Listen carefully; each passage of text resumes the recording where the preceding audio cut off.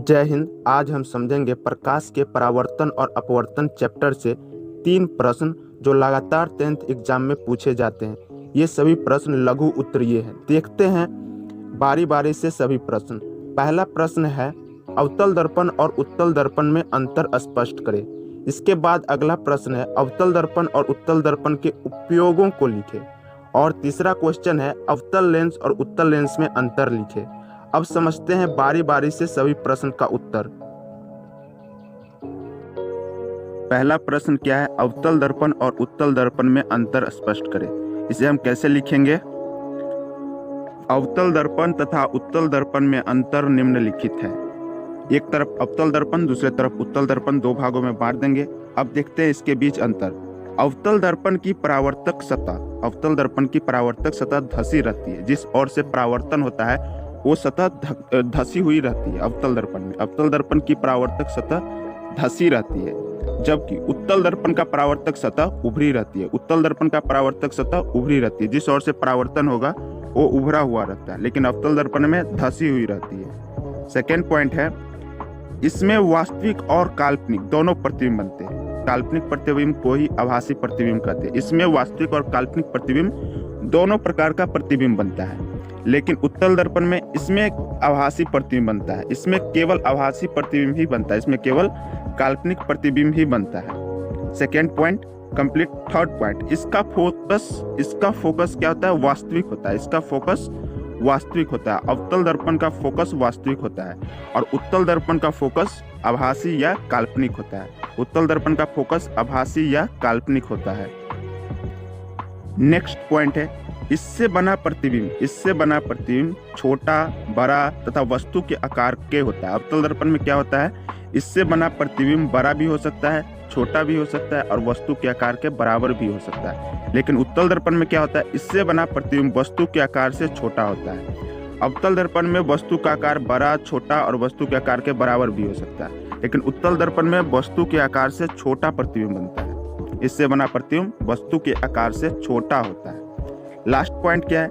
इसमें उल्टा और सीधा दोनों प्रतिबिंब बनता है। अवतल दर्पण में उल्टा और सीधा दोनों प्रतिबिंब बनता है, मतलब इसमें वास्तविक और काल्पनिक दोनों प्रतिबिंब बनता है। वास्तविक और काल्पनिक दोनों प्रतिबिंब बनेगा तो ये उल्टा और सीधा दोनों प्रतिबिंब इसमें बनेगा ही, क्योंकि वास्तविक प्रतिबिंब में उल्टा प्रतिबिंब बनता है और काल्पनिक प्रतिबिंब में सीधा प्रतिबिंब बनता है।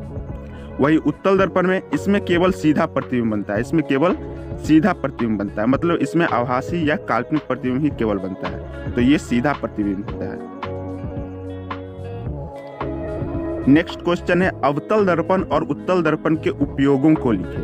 पहला था अवतल दर्पण और उत्तल दर्पण में अंतर स्पष्ट करें, वो जान लिए। सेकेंड अवतल दर्पण और उत्तल दर्पण के उपयोगों को लिखें। तो देखते हैं अवतल दर्पण और उत्तल दर्पण के उपयोग निम्नलिखित है। क्या लिखेंगे? अवतल दर्पण और उत्तल दर्पण के उपयोग निम्नलिखित है। फर्स्ट देखेंगे अवतल दर्पण के उपयोग। अवतल दर्पण के उपयोग हजामती दर्पण के रूप में होती है। जो हजामत दर्पण होता है, जो सैलून में उपयोग किया जाता है दर्पण, वो अवतल दर्पण का ही उपयोग किया जाता है। सेकेंड इसमें वाहनों के जो हेडलाइट जिसे अग्रदीप कहते हैं, उसमें उपयोग किया जाता है अवतल दर्पण का। दूरबीन बनाने में, दूरबीन में जो लगा होता है दर्पण वो अवतल दर्पण होता है। खोज उपकरण बनाने में, खोज उपकरण में जो दर्पण लगा होता है उसमें अवतल दर्पण का उपयोग होता है। नाक कान गला के जांच करने में, नाक कान गला के जो जांच किया जाता है उसमें जो दर्पण लगा होता है जिससे देख पाता है, उसमें उपयोग होता है। तथा दंत चिकित्सा में डॉक्टर जो दांत देखते हैं जिस दर्पण की सहायता से, उसमें उपयोग होता है। अवतल दर्पण का उपयोग हजामती कार्य में, वाहनों के हेडलाइट में, दूरबीन, खोज उपकरण, नाक कान गला गुप्तांग जांच में, दंत चिकित्सा में। और उत्तल दर्पण का उपयोग कहाँ होता है? उत्तल दर्पण का उपयोग वाहनों के पश्च दृश्य दर्पण में उपयोग किया जाता है। वाहन में जो साइड मिरर लगे होते हैं उसमें उपयोग किया जाता है उत्तल दर्पण का उपयोग। गलियों में लगे लैंपों में, गली चौक चौराहा पर जो लैंप लगा होता है उसमें जो होता है दर्पण, वो उत्तल दर्पण ही होता है। छपाई के छोटे छोटे अक्षर को पढ़ने में उत्तल दर्पण का उपयोग किया जाता है। छपाई के जो छोटे छोटे अक्षर को पढ़ने के लिए जो जांच करने वाले जो दर्पण होते हैं उसमें उत्तल दर्पण का ही उपयोग होता है। तो उत्तर में क्या लिखेंगे, अवतल लेंस तथा उत्तल लेंस में अंतर निम्नलिखित है। दो भागों में बांट देंगे, अवतल लेंस और उत्तल लेंस। पहला अंतर देखते हैं, यह लेंस किनारे पर मोटा एवं बीच में पतला होता है। अवतल लेंस क्या होता है, किनारे पर मोटा होता है लेकिन बीच में पतला होता है। उत्तल लेंस क्या होता है, उत्तल लेंस में किनारे पर पतला होता है लेकिन बीच में मोटा होता है। अवतल लेंस किनारे पर मोटा एवं बीच में पतला होता है लेकिन उत्तल लेंस किनारे पर पतला एवं बीच में मोटा होता है। यह इसका पहला अंतर। दूसरा अंतर है, अवतल लेंस द्वारा केवल काल्पनिक प्रतिबिंब ही बनता है। अवतल दर्पण में क्या था, अवतल दर्पण में वास्तविक और काल्पनिक दोनों प्रतिबिंब बनता था, लेकिन अवतल लेंस में केवल काल्पनिक प्रतिबिंब बनता है, केवल काल्पनिक प्रतिबिंब। उत्तल लेंस में वास्तविक और काल्पनिक दोनों प्रकार के प्रतिबिंब बनते हैं। उत्तल लेंस में क्या होता है, वास्तविक प्रतिबिंब भी बनेगा और काल्पनिक प्रतिबिंब भी बनेगा। अवतल लेंस में केवल काल्पनिक प्रतिबिंब बनेगा, तो केवल काल्पनिक प्रतिबिंब बनेगा तो केवल सीधा प्रतिबिंब ही इसमें बनेगा। लेकिन उत्तल लेंस में वास्तविक और काल्पनिक दोनों प्रतिबिंब बनते हैं, तो उल्टा प्रतिबिंब भी बनेगा और सीधा प्रतिबिंब भी बनेगा। नेक्स्ट है,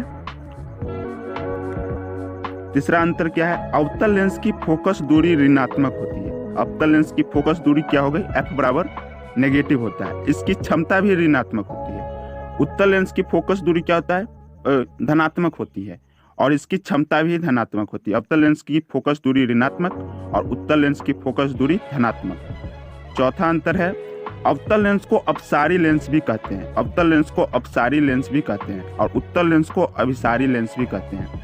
अपसारी लेंस किसे कहते हैं, अवतल लेंस क्या करता है, इससे जो होता है आपतित समांतर किरण वो अपवर्तन के बाद फैला देता है, इसलिए इसे अपसारी लेंस कर देता है, अपसारित कर देता है प्रकाश की किरणों को।